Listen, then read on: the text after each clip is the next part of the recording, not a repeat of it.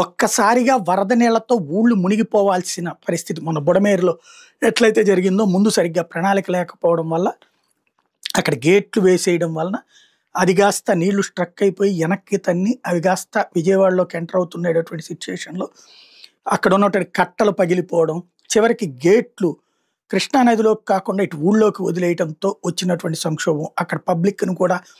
ముందుగా ఎలర్ట్ చేయకపోవడంతో ఇళ్ళు మునిగిపోయి అంతా సర్వనాశనం అయిపోయినటువంటి పరిస్థితి ఆర్థికంగా అనేక శవాలు తేలినటువంటి పరిస్థితి చూసాం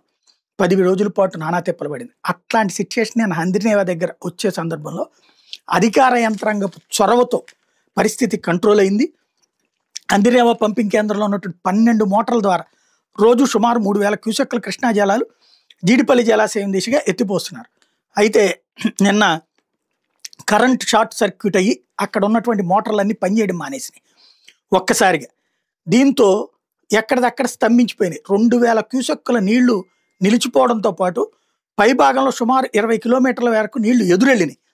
అంటే ఇక సంక్షోభం వచ్చే పరిస్థితి మరియు పంపింగ్ కేంద్రంలో మోటార్లు కూడా మునిగిపోయి దెబ్బతినే ప్రమాదం వచ్చింది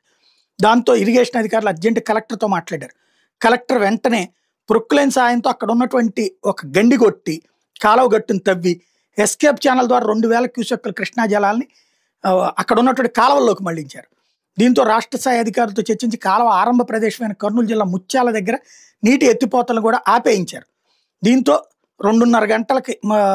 మరమ్మతులు అనంతరం 6 మోటార్లు అందుబాటులోకి వచ్చినాయి ఎదురెళ్లి నీటి ఉధృతి రాత్రి సమయానికి క్రమంగా తగ్గుముఖం పట్టింది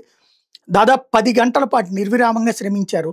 ఒక పెద్ద సంక్షోభాన్ని కంట్రోల్ చేశారు దాంతో రామానాయుడు కూడా అధికారులకు ఫోన్ చేసి అభినందనలు తెలియజేశారు